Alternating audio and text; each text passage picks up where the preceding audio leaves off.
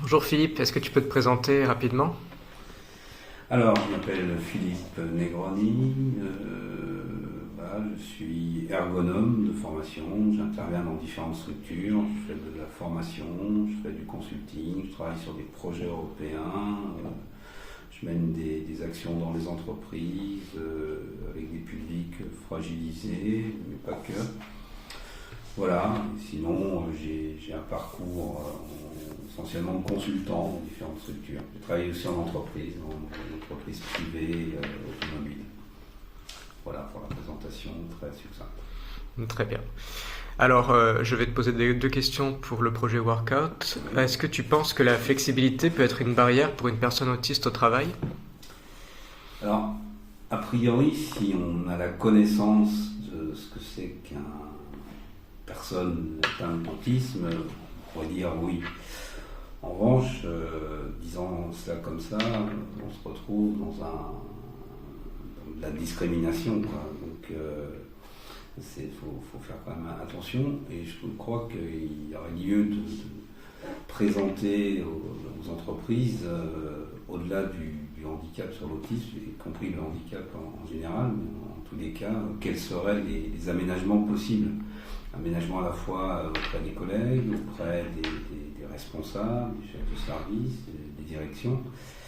Je pense qu'il y a aussi moyen d'accompagner les personnes atteintes d'autisme via par exemple des job coachs, via des formateurs en tous les cas, et d'améliorer, je pense, les choses à la fois sur l'organisation du travail, sur les temps de travail aussi, qui peuvent être différents des autres, sur leur formation, sur des aides techniques aussi à penser avec les collègues, notamment sur l'aménagement de postes de travail.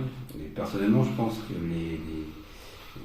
les autistes qui souvent craignent quand même, en règle générale, de ce que j'en sais, des changements, y compris dans l'entreprise, dans leur quotidien, il s'agit de les rassurer et je pense qu'ils peuvent être une plus-value à un moment donné aux entreprises à partir du moment où on a la connaissance et à partir du moment où on aménage un certain nombre de choses telles que je viens de les présenter de manière assez synthétique.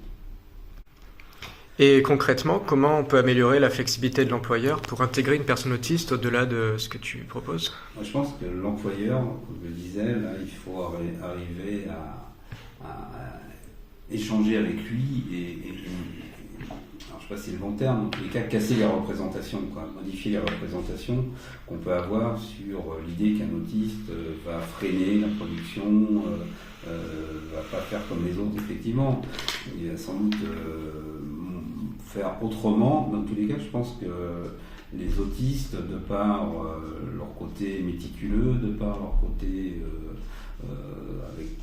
ils ont souvent de la précision, ils ont envie de faire les choses de manière assez fine, ils sont engagés, là, généralement, ils veulent aller jusqu'au bout, et s'ils sont bien accompagnés, je pense que ça peut être, en tous les cas, pour les dirigeants d'une entreprise, des éléments supplémentaires, une plus-value en tous les cas, et je pense qu'il y a des métiers aussi qui s'y prêtent, des métiers comme les métiers de la santé.